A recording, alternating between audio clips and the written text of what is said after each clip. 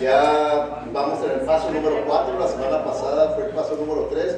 Si usted no pudo venir la semana pasada, el mensaje ya está ahí en YouTube para que lo pueda ver y pueda seguir toda la serie y vea cuáles son estos pasos a seguir. Y estamos basándonos, ¿verdad?, en este mensaje, en el estudio, ¿verdad?, que se hizo de la situación, la condición de la iglesia evangélica en nuestros días, y que no es un resultado muy agradable, ¿verdad?, sino que resulta que estamos debilitándonos y debilitándonos y debilitándonos más y más de iglesia evangélica, que en realidad, recuerden ustedes, la iglesia evangélica significa que somos las iglesias que predicamos el evangelio de salvación, que no nomás somos una iglesia religiosa, ¿verdad?, sino que predicamos el evangelio de salvación. Y sin embargo estamos debilitándonos, y puede haber, vimos, ¿verdad?, diferentes elementos en el paso número 1, los diferentes elementos que pueden ser causas de esta debilidad de las iglesias evangélicas, pero este estudio sacó la razón principal, número 1, por la cual las iglesias están debilitándose. Dice, porque muchos de los miembros de nuestras iglesias han perdido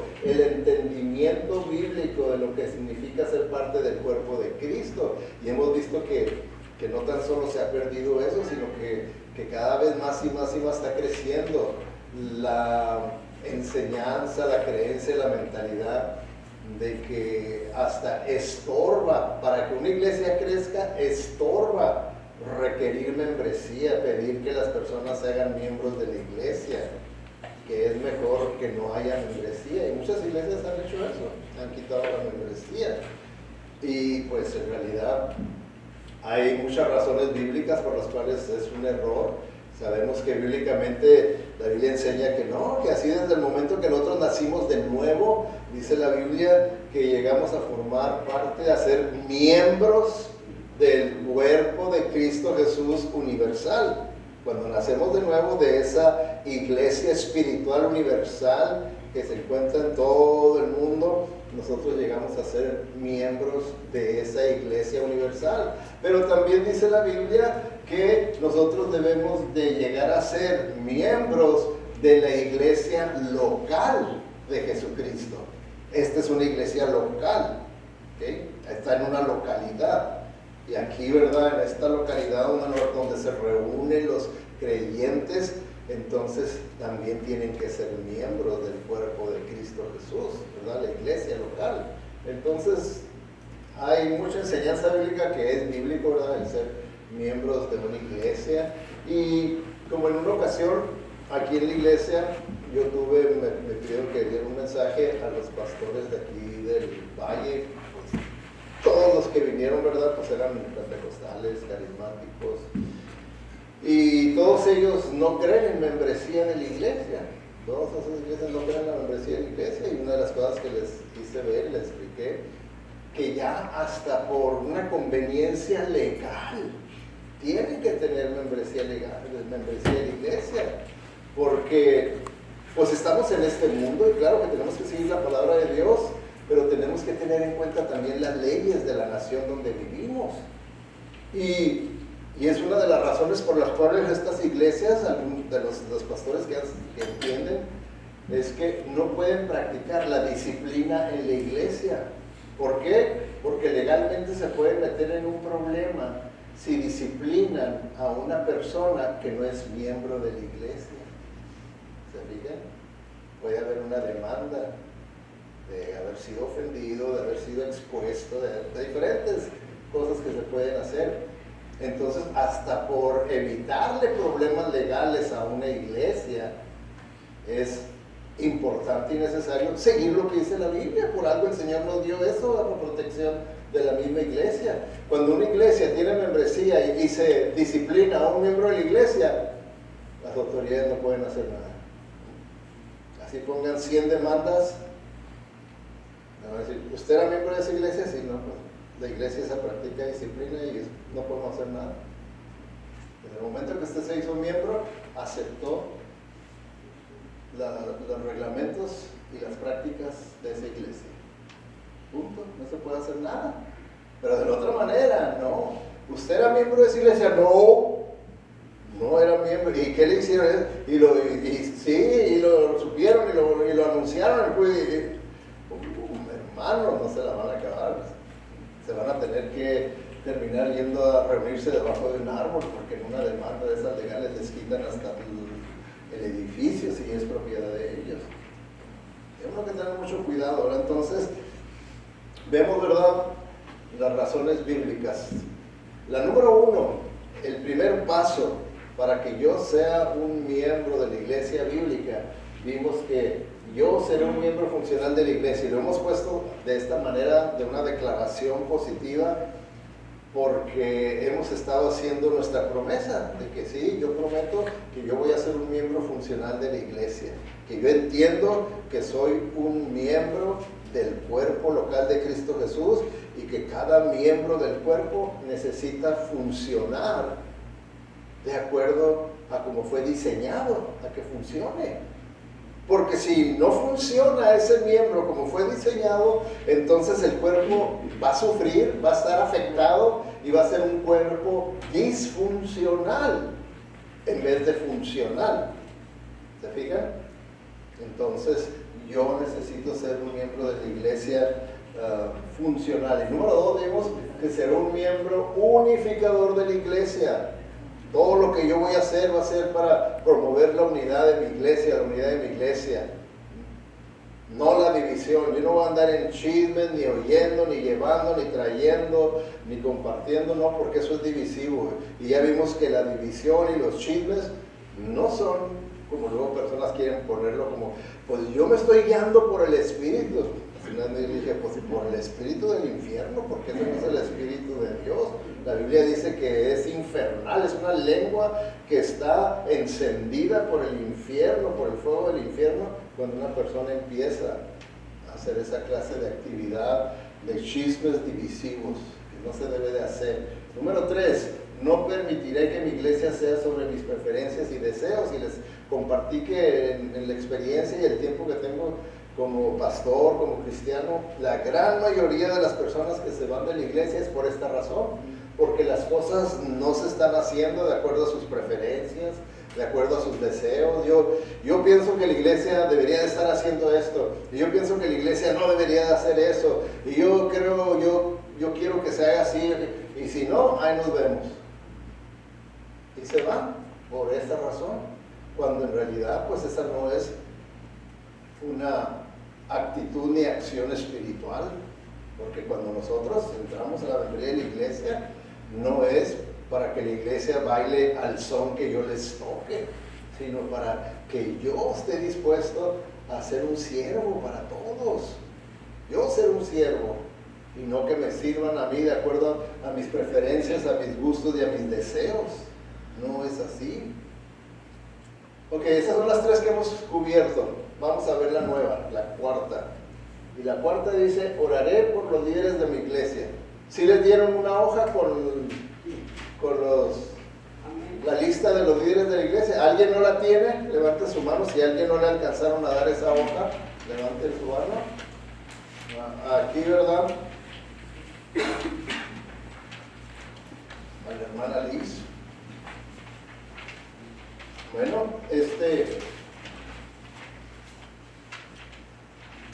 hermano, ¿ustedes creen en la oración? ¿Ustedes creen que hay poder en la oración? Entonces tenemos que orar por los líderes. Tenemos que orar. Ahora, hermanos,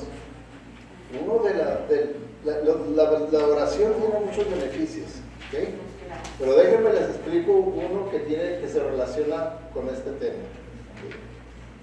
Cuando usted ora por una persona, ¿okay?, por el pastor, por alguno de los líderes, que usted ora y ora y ora, usted va a crecer en apreciación por esa persona, usted va a crecer en un interés por el bienestar de esa persona, usted va a crecer en lazos espirituales con esa persona, y va a ser mucho más difícil que usted sea indiferente con esa persona. Va a ser mucho más difícil que usted hable mal de esa persona. Va a ser mucho más difícil que usted le desee un mal a esa persona. Por eso es que, hermanos, es una de las cosas que luego a mí, ¿verdad?, se me viene a la mente cuando una persona, un miembro de la iglesia, de repente nomás se va y desaparece como si nada. Digo yo, ¿hizo esa persona esos lazos espirituales con nosotros, conmigo? ¿Cómo es que puede romper tan fácilmente esos lazos tan poderosos? Si son lazos espirituales, son lazos poderosos y valiosos. ¿Cómo los puede romper tan fácilmente? La razón es porque nunca los hizo. Nunca los hizo, y por eso duele más y es más difícil dejar a un perro así abandonado que dejar una iglesia. Porque con el perro pues se hizo mucho lazo de amor, de cariño y de este, del otro, pero muchas veces aquí no se hace eso.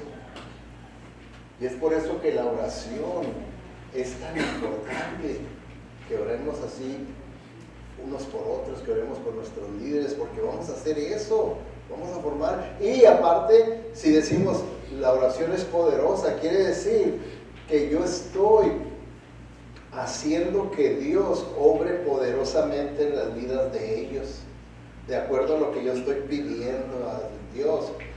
Si yo creo que la oración es efectiva y que Dios responde la oración y la oración es poderosa, si creo todo eso, entonces va a pasar eso.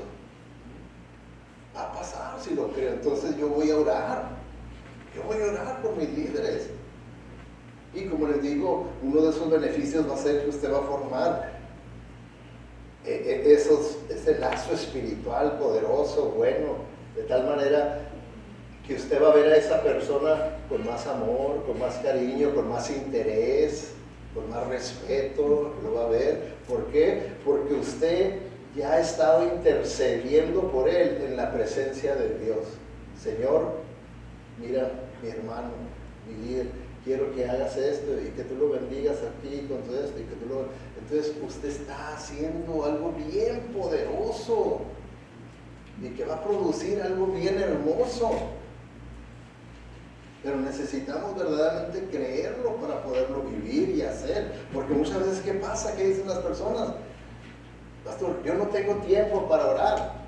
Digo, pues es que no crees en la oración. Si verdaderamente cree uno en la oración, va a haber tiempo, va a ser uno el tiempo, ¿verdad? Porque yo creo, lo creo seriamente, bíblicamente, con convicción, creo, entonces voy a hacer el tiempo. Y muchas veces lo que nos puede pasar es que escuchamos algo así, un mensaje sobre la oración, y dice uno, ay, sí, trae uno la culpabilidad, sí, estoy fallando en la vida de oración, ahora sí voy a empezar a orar, y empieza el siguiente día, ya nomás para calmar la conciencia, digo, ya comencé, ya oré. Esa no es oración. Por eso es que les estoy ofreciendo alternativas, miren, oraciones escritas que les van a ayudar. ¿No creen ustedes que la oración que hicimos aquí, si usted la agarra en la mañana y empieza a leerla, empieza a meditarla y empieza usted a agregarle las cosas que tienen que ver con usted, ¿no creen ustedes que les va a ayudar a tener una oración más profunda, más sincera, más completa? ¿No creen? Sí, sí les va a ayudar, le digo porque así yo lo experimento diariamente con ese tipo de oraciones. Y ahora pues se las estoy compartiendo, pero pues se tienen que usar durante la semana, no nomás oírlas aquí el domingo. Entonces, oraré por los líderes de mi iglesia. ¿Okay? Déjenme, les voy a leer, hermanos, lo que escribió este pastor, ¿verdad? Un día real en la vida del pastor Mike, pastor que tiene un programa radial, ¿verdad? Y queriendo que la congregación tomara un poco más conciencia de lo que era la vida de un pastor. Aquí narra lo que fue un día en la vida del pastor. Se los voy a leer, ustedes pongan atención, mediten en lo que está diciendo. Dice, es jueves por la mañana. El pastor Mike tiene un calendario claro, algo poco común en su apretada agenda. En realidad el calendario no está muy libre. Ha reservado tiempo para terminar su sermón del domingo. Su Biblia está abierta, las ayudas para el estudio están cerca y comienza a estudiar. Entonces suena el teléfono, le notifican sobre un accidente automovilístico que involucra a una familia de la iglesia. Las ambulancias ya están en camino al hospital. Mike deja todo su material de estudio en su escritorio y salta a su automóvil. De camino al hospital, la secretaria de la iglesia le vuelve a llamar. Le dice, toda la familia Gadsday de 5 personas estaba en el auto. Ninguno está gravemente herido, excepto Gary, el padre y esposo de la familia. Su estado es crítico. El pastor Mike entra a la sala de emergencias. Y a la familia se le acaba de informar que su esposo y padre no sobrevivió. Ven a su pastor y corren hacia él sollozando en total conmoción. Mike está ahí para ellos, se queda con toda la familia durante 3 horas hasta que está seguro de que hay suficientes personas para cuidarlos. Se detiene en su casa para ver a su esposa y tomar un sándwich, un lonche rápido. Ahora es por la tarde. No está seguro de poder volver a la preparación de su sermón, pero sabe que debe hacerlo. Debe combatir el agotamiento emocional de la mañana y terminar el mensaje. Pero mientras camina de regreso a su oficina, la secretaria le dice que 2 personas lo están esperando para hablar con él y que lo consideran urgente. Mike se encuentra con las 2 personas. Uno de ellos es el líder de adoración de la iglesia. Está luchando con su ministerio y está considerando renunciar, darse por vencido. Durante 2 horas Mike escucha, consuela e intenta animarlo para que no deje su ministerio. Después el próximo visitante toma a Mike con la guardia baja. Jorge es uno de los líderes laicos claves en la iglesia. Mike lo considera un amigo y una persona increíblemente vital en el liderazgo general de la congregación. Entonces Jorge lucha por hablar y alcanza sosollando de decirle, pastor, mi esposa está teniendo una aventura amorosa con otro, me está haciendo infiel. Dice, no hay más palabras durante 5 minutos, solo lágrimas y sollozos. Pastor Mike se queda con George durante más de 2 horas. Oran juntos y hablan sobre los próximos pasos a dar. Son casi las 5 de la tarde. Mike está demasiado agotado para intentar volver a su sermón. En su lugar comienza a mirar su correo electrónico abarrotado. Se estremece cuando ve uno de los remitentes de un correo electrónico, pero no puede evitar abrir el mensaje. Es de uno de los críticos más frecuentes del pastor Mike en la iglesia. Ella tiene 2 quejas. La primera irritación fue algo que dijo en el sermón del domingo pasado. Y la segunda queja se refería a que Mike no visitó a su cuñada, quien ayer se sometió a una cirugía menor ambulatoria. La mujer no es miembro de la iglesia y Mike ni siquiera sabía sobre la cirugía. El pastor Mike cierra la tapa de su computadora portátil y se dirige lentamente a su automóvil. Pasa por su casa para tomar un bocado rápido. Luego necesita ver cómo está la familia Gadsey. Se quedará con ellos por un tiempo, pero debe irse antes de las 7:30 de la noche, cuando debe dar la invocación para un juego de baloncesto de la escuela secundaria cristiana local. Varias personas lo acorralan en el partido para hacerle preguntas, hablar con él, por lo que no llega a casa hasta pasadas las 9 de la noche. Va a su pequeño estudio en su casa, cierra la puerta y comienza a llorar. Gary Gadsey, el padre y esposo que murió en el accidente automovilístico, era el mejor amigo del pastor Mike. esta fue la primera oportunidad que Mike tuvo para llorar. Así es, ¿verdad? Un día en la vida de un pastor, ¿verdad? Lo cual lo que quiere ilustrar es que los días de los pastores están llenos de cumbres y de valles. Cumbres y valles.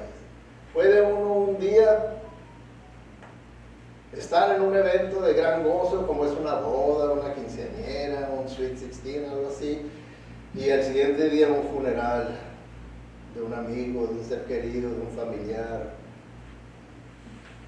Los funerales nunca son algo que deseamos los pastores tener que confrontar. Nunca. Es como, hay dos cosas que como pastores son cosas que no deseamos que tener que confrontar. Una, los funerales, y la otra, el tener que tener confrontación para disciplinar a algún miembro de la iglesia. Son las dos cosas que se hace hasta un nudo en el estómago por tener que hacer eso. ¿Okay? Entonces,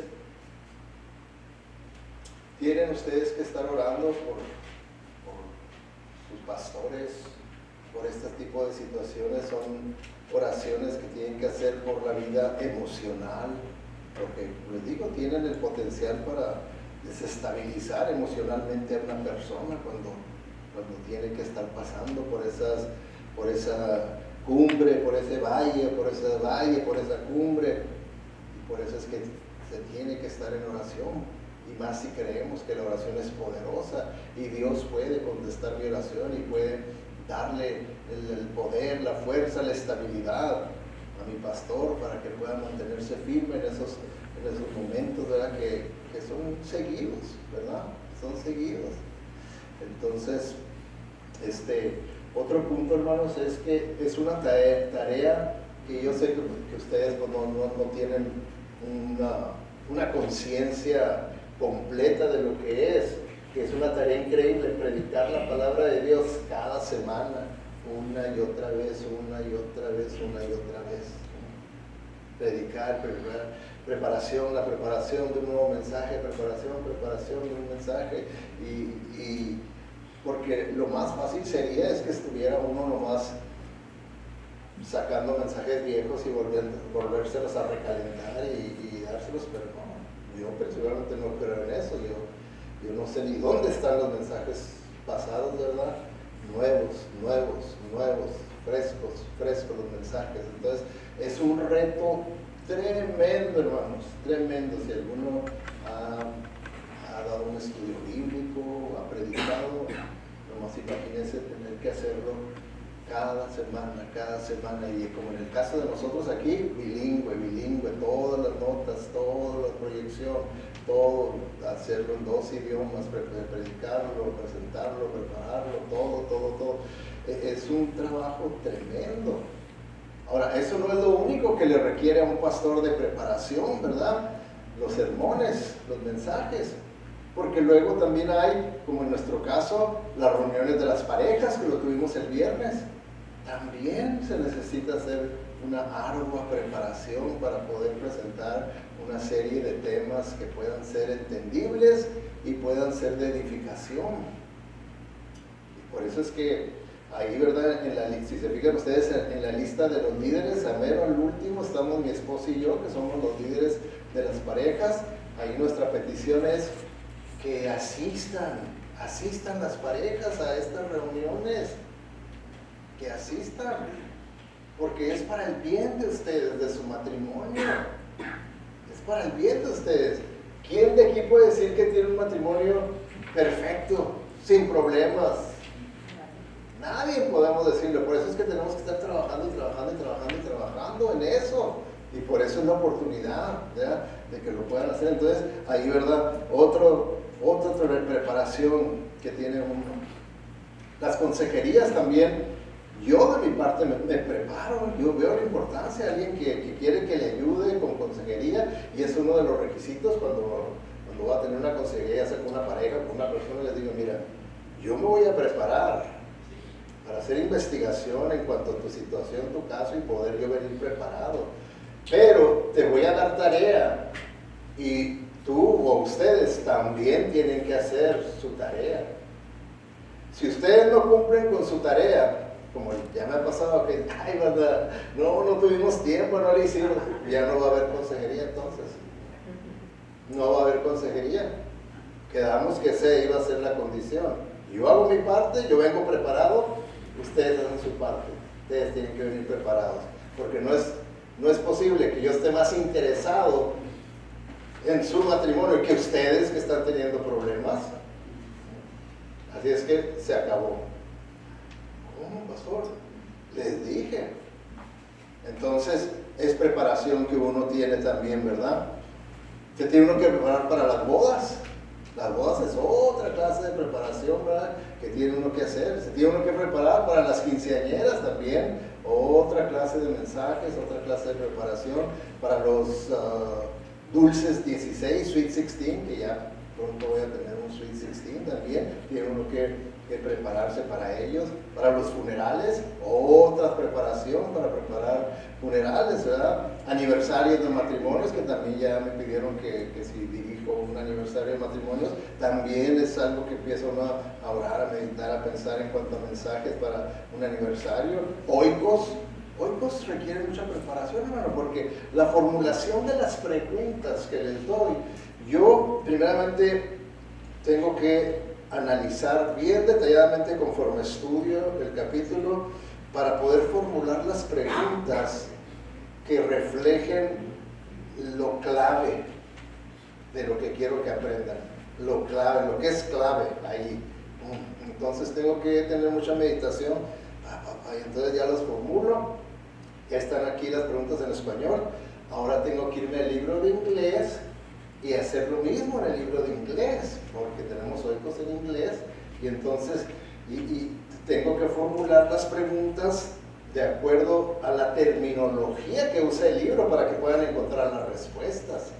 Entonces tengo que usar la terminología y tienen páginas diferentes en el libro de inglés, páginas diferentes al libro de español. Y entonces les pongo el número de las páginas donde se encuentran las respuestas, con la terminología exacta como está ahí en el libro de inglés. Entonces, es un trabajo enorme, nada más hacer eso, semana tras semana tras semana, aparte de todas las preparaciones, ¿verdad? Los anuncios, ¿verdad? Que yo también los preparo, ya casi tomo casi el tiempo como de un estudio bíblico, hacer los anuncios, hacer todos los detalles, ¿verdad? Las oraciones que ahora estamos haciendo, pues también requieren preparación. Y puedo continuar dándoles más y más y más de cosas que requieren preparación. ¿Con qué propósito? No es porque sean quejas. Yo me gozo, yo estoy haciendo lo que el Señor me llamó, y entonces cuando uno hace lo que el Señor le llama es como un pez en el agua. Yo me gozo haciendo lo que el Señor me ha llamado a hacer, pero simplemente necesito la oración de ustedes. Claro que sí, hermanos, claro que sí la necesito. Los demás líderes de la lista que les dimos también necesitan nuestras oraciones. Y no es para que usted agarre la lista y no diga, Padre Celestial, en este día yo te pido que bendigas a todos mis hermanos que están aquí en esta lista. Que va a estar como los que dicen, yo oro por los misioneros, el Señor bendice a todos los misioneros del mundo. Ore nomás por uno, y por nombre, y detalladamente, y entonces así va a ser una verdadera oración. Pero esas generalidades son oraciones que no llegan ni al techo. Entonces, oren una persona tomen en un día y oren detalladamente y espiritualmente, y al siguiente día agarra a otro, y no hay apuro, ¿verdad? No hay apuro, usted hágalo para la honra y gloria de Dios. Entonces, aquí vemos, ¿verdad? Todas las cosas, por eso que debe uno de estar orando, porque es mucho el trabajo de diferentes cosas de preparación que se tiene. Ahora, fíjense, 1 Timoteo 3:5 dice, porque si un hombre no puede gobernar su propia casa, ¿cómo podrá cuidar de la iglesia de Dios? Y aquí está hablando en referencia a un pastor. Entonces, ¿qué está diciendo aquí la palabra? Dice, si un pastor no puede gobernar algo tan sencillo como su familia, su casa, ¿cómo va a poder gobernar algo tan difícil como es la iglesia? ¿Cómo lo va a poder hacer? Entonces, pues aquí vemos la gran presión que tenemos de gobernar, de administrar, de enseñar, de todo lo que incluye la vida de una iglesia. Porque el Señor nos dice, porque si no puedes en lo más fácil, hazte a un lado. ¿Para qué te vas a meter en lo más difícil? Hazte a un lado. No te corresponde. No te corresponde. Entonces ya aquí empiezan las demandas de parte de Dios, ¿no? Son de parte de Dios. Ustedes no escribieron eso, ¿verdad? Es Dios el que lo escribió. Y Él tiene demandas altas para el cuidado de su casa, de su familia. Y está bien, así es como debe de ser. Así es como debe de ser. Entonces, ahí, ¿verdad? Ya ustedes tienen que decir, ay, pues por lo tanto yo voy a orar por el pastor, por su familia, por su casa, ¿verdad? Para que él pueda tener la sabiduría y pueda él cumplir con el propósito de Dios ahí, y que él pueda también, pueda gobernar aquí en la iglesia también, que pueda ser la clase de líder que Dios quiere que sea y que la iglesia necesite. Y ya usted va aumentando su oración, le va agregando y le va agregando, ¿verdad? Porque usted ve lo que dice la palabra de Dios. Ahora, no tan solo es este versículo, déjenme les enseño otros versículos que están en 1 Timoteo, capítulo 3. El versículo 2 dice, por esta razón, un líder de la iglesia debe ser un hombre que lleve una vida intachable, debe serle fiel a su esposa, debe tener control propio, vivir sabiamente y tener una buena reputación. Con agrado debe recibir visitas y huéspedes en su casa y también debe tener la capacidad de enseñar. ¿Se fijan lo que les puse en verde? ¿Verdad que no dice, pues si puede, si quiere? ¿Verdad que no es opcional? ¿Verdad que es un mandato? Es un mandato. La Biblia lo presenta como un mandato. Debe.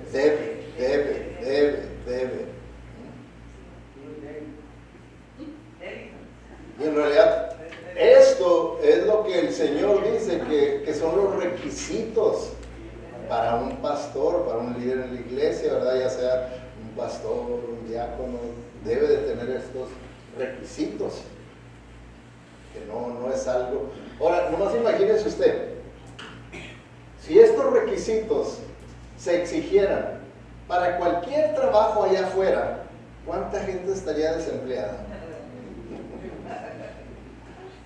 No vas pongas a pensar. Y es por eso, hermanos, es por eso que muchas iglesias mejor no se meten en los requisitos bíblicos y lo que les convenga a quien sea, los ponen como pastor. Aun cuando esa persona no llene los requisitos bíblicos. No llena y nomás dice, hay que ser una iglesia de gracia. Hoy por la gracia se va a pasar por pisotear la palabra de Dios. Se va a pisotear lo que el Señor quiere para su iglesia, porque somos superiores a Dios, porque aplicamos la gracia y nuestra gracia es superior a la de Dios. Va más allá de los requisitos de Dios, nuestra gracia. Y así hoy en día estamos. Entonces, ahí vemos, ¿verdad? En el versículo. Ahora, estos no son los únicos debes. Vamos al versículo 3.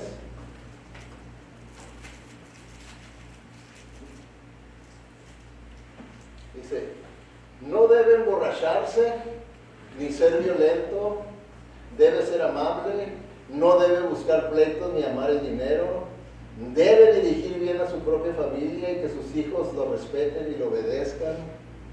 ¿Se fijan? Siguen los debe. Entonces díganme ustedes, con todos estos deberes, ¿no creen ustedes que necesite oración el pastor?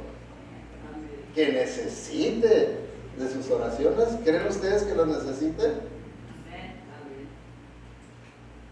Sí, porque ahí nos está diciendo, ¿verdad? Ya en los versículos previos, en el versículo 2, vimos que tenemos que orar por su matrimonio, tenemos que orar por su espiritualidad, tenemos que orar para que sea hospedador, ¿verdad? Tenemos que orar para que pueda preparar bien sus mensajes. Todo eso, ¿verdad? Vimos en el versículo 2. Ahora aquí en el versículo 3, pues también, ¿verdad? Nos dice que tenga mucho cuidado con las bebidas alcohólicas.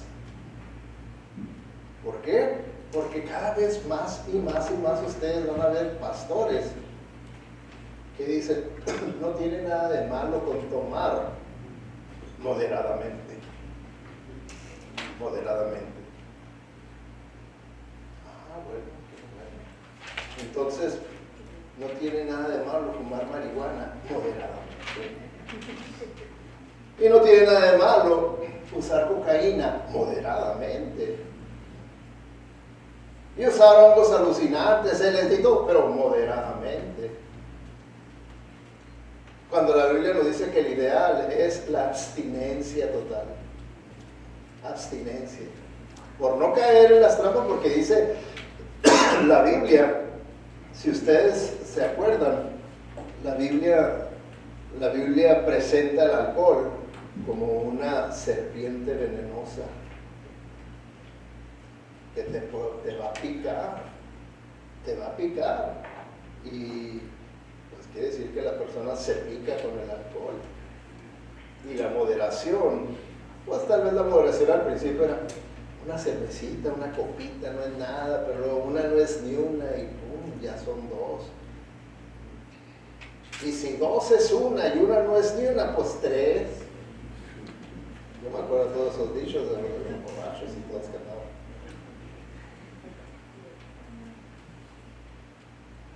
Y cuando menos piensa, como me decían, platicaban una vez en una reunión de pastores, dice, tenemos que hacer algo con este pastor, dice, porque la congregación ya se dio cuenta, se está quejando, que sube a predicar borracho. Quiero, mis hermanos, que sepan que yo los amo. ¿Se imaginan ustedes? Pero es que, ¿qué dice la Biblia? Que el alcohol es engañador. Es engañador. Por eso es mejor, el ideal bíblico de Dios es la abstinencia. Abstinencia quiere decir cero alcohol, cero marihuana, cero droga, nada. Nada. Y yo no sé, porque pues yo anduve en eso y yo sé que lo que dice la Biblia es 100% cierto, que esas advertencias que nos da son 100% ciertas, que debe uno de obedecerlas, si no, te va a picar, ¿ok? Bueno, entonces ya aquí llevamos como que 7, 8 debes, ¿verdad? Deberes. Pero no es lo último, todavía falta el versículo 7. Versículo 7, además, dice, la gente que no es de la iglesia, aquellos que no son cristianos, deben hablar bien de él para que Satanás no pueda atraparlo con muchas acusaciones y dejarlo sin libertad para guiar a su rebaño. No tan solo aquí, sino allá también. Tener buen testimonio aquí, tener buen testimonio con los de afuera. Díganme ustedes si no es mucha presión, si no es mucha responsabilidad.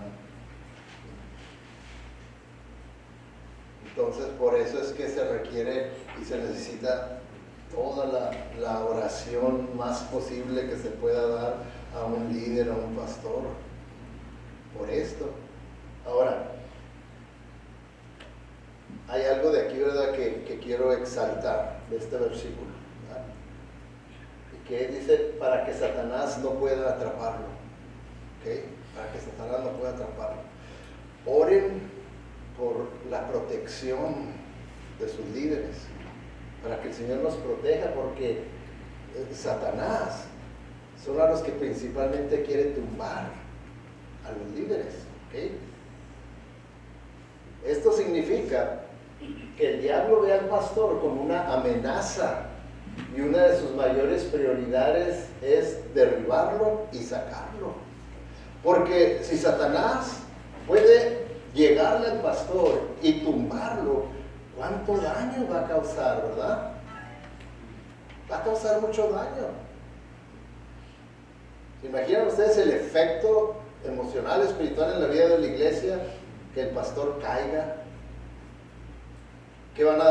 ¿Cómo van a la gente a hablar mal de la iglesia, hablar mal del evangelio? Decir, sí, ya sabíamos, son puros hipócritas y puros engañadores. Y entonces les da a uno más leña para el fuego. Cuando uno no es un buen testimonio con la gente de afuera. Por eso es que muchas iglesias no han considerado lo que dice la Biblia, ¿verdad? Estos requisitos son para un pastor. Si un pastor llena estos requisitos y ya está sirviendo al Señor como pastor, pero luego cae, vamos a poner como ¿sabe cuáles son las dos razones por las cuales los pastores caen? Una es la infidelidad sexual a su esposa, que caen con otra mujer. La otra es el dinero. Como yo conocí, ¿verdad?, aquí de esta iglesia, comenzó una iglesia, este pastor la comenzó ahí en una escuela, y pues sí, tenía mucho carisma, y empezó la iglesia a crecer, y empezaron a juntar ofrendas especiales para poder comprar su propio edificio y no estar rentando. Y ya cuando tenían como $1 millón, cerca de $1,5 millones, un poquito más de $1,25 millones juntados, desapareció el pastor. Y desapareció con una hermana, no nomás con el dinero, sino que fue adúltero y ladrón. ¿Se imaginan ustedes? Muchas iglesias que han experimentado tal cosa, después de que el pastor supuestamente ya se arrepiente, ya después de que anduvo de viaje por todo el mundo y gastó el dinero y se cansó del amante y todo, y ahora sí ya está arrepentido y viene y que perdóname, esposa, y lo perdona la iglesia y lo perdona la esposa y lo vuelven a poner de pastor. ¿Creen ustedes que es bíblico eso después de lo que acabamos de ver? No, que dice que es ser irreprensible, que debe tener buen testimonio con los de adentro, con los de afuera, que debe de ser marido de una sola mujer, que debe de tener dominio propio, control sobre sus pasiones, que debe de vivir con sabiduría. Todo eso falló. Todo eso falló. No quiere decir que no lo perdona, sí, puede uno perdonarnos, y la iglesia puede hasta en perdonarlos, puede ser un miembro activo de la iglesia, pero ya no pastor, ya no califica para esa posición. ¿Por qué? Porque Dios es el que determina quién califica y quién no califica, no somos nosotros. No somos la iglesia la que dice, en una reunión de negocios se ha determinado que lo hemos perdonado y lo hemos restituido a su llamamiento, pastor, porque ese es su llamamiento, él estudió en el seminario y esto es todo lo que él sabe hacer, y por eso esto es lo que él va a volver a ser nuestro pastor. Uno sabe, y más si fue al seminario y aprendió esto, uno sabe, yo estoy consciente que nomás una oportunidad tengo. Si la riego, es como un globo. ¡Pum! ¿Vuelve a inflar ese globo?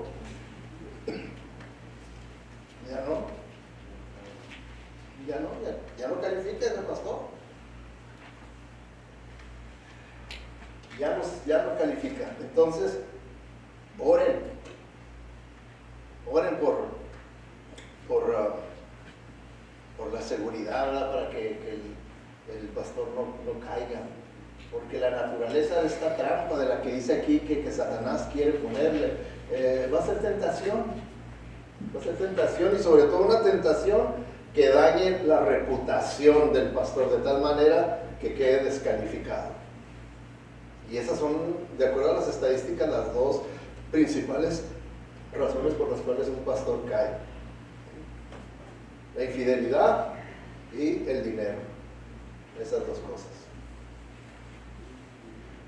Por eso es que es bien importante que un mismo pastor determine que en la organización de la iglesia él no tenga nada que ver con el dinero, ni una firma en la chequera, ni saber la combinación de la caja fuerte, ni nada, nada.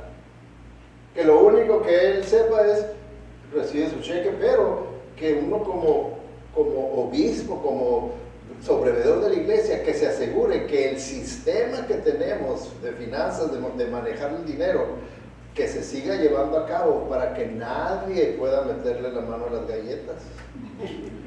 A eso sí se tiene uno como administrador, asegurarse que el sistema se esté llevando con fidelidad. Pero no que uno tenga injerencia o pueda uno entrarle a la cuenta del banco, nada, ni firma ni nada. Entonces Satanás va a tratar de tumbarlo a uno de esa manera. El diablo está tendiendo trampas a los pastores y a los líderes de la iglesia. Ore por ellos, ore por ellos, ¿no? Ahí tiene toda la lista. Ahí ore por cada uno de nosotros, porque Satanás va a querer tumbar a algún líder, porque sabe que tumbando a un líder se acabó su influencia, porque eso es lo que significa ser líder, y tener influencia para dirigir personas. Pero si lo tumba, se acaba la influencia para dirigir personas. Por último, hermanos, también oren para que haya descanso, ¿verdad? Como Jesucristo lo hizo con sus discípulos, dice, y como no tenían tiempo ni para comer, pues era tanta la gente que iba y venía, Jesús dijo, ¿verdad? A sus discípulos, vengan conmigo ustedes solos a un lugar tranquilo y descansen un poco. Es importante que ustedes vean como necesario y normal que el pastor pueda descansar, porque muchas veces, ¿verdad?, hay críticas de vacaciones y ¿de dónde sacó dinero para ir de vacaciones, para ir a tal lugar? Y miren, va a estar ausente 2 semanas, 2 domingos, ¿cómo está bien eso? ¿Por qué? Y muchas veces, en vez de que digan, ay, qué bueno, que tiene descanso, necesita descanso, es muy estresante la posición del pastor, qué bueno que pueda tener tiempo de descanso, lo ven mal, lo critican, dentro de ellos lo ven mal y ya se lo comparten con alguien más. Pues allá anda, y lo hacen nomás así como allá anda, como diciendo, anda con el diablo con el diablo.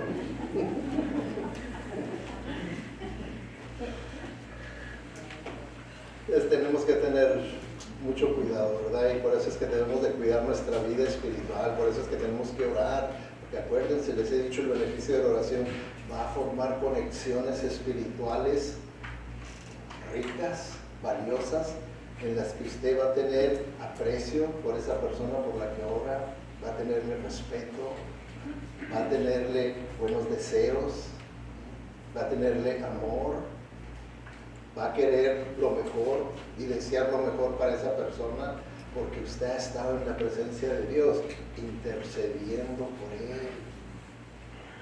Hagámoslo, hermano, hagámoslo. Por eso, este es el 4º paso: oraré por los líderes de mi iglesia. ¿Lo va a hacer usted? ¿Amén o no amén? Si no lo va a hacer, diga no amén.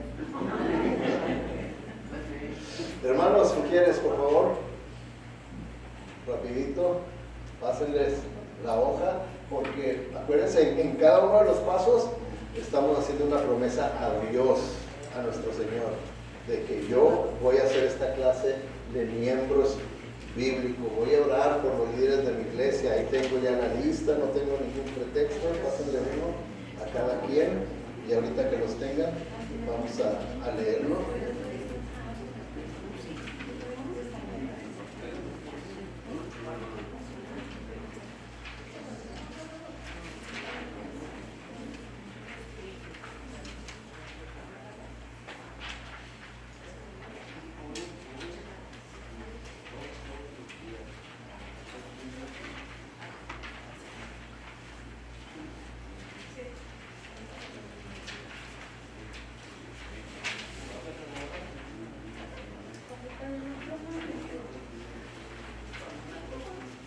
¿Todos tienen? Si a usted le falta la hojita, levante su mano, si no le pasaron una. ¿No? Todos la tienen. Vamos a necesita pluma, lápiz, porque al final usted decide si la firma y la fecha, todos tienen con qué escribir. Dice así, no, la cuarta promesa: soy miembro de la iglesia, oraré por mi pastor todos los días. Bueno, yo les dije que no tiene que ser todos los días, ¿verdad? No tiene que ser todos los días, pero que sí oren verdaderamente, ¿verdad? Entiendo que el trabajo del pastor nunca termina. Sus días están llenos de numerosas exigencias que le traen altibajos emocionales. Debe lidiar con los críticos. Debe ser un buen esposo y padre. Debido a que mi pastor no puede hacer todo con su poder, oraré diariamente pidiendo la fortaleza y la sabiduría de Dios. Firma y fecha.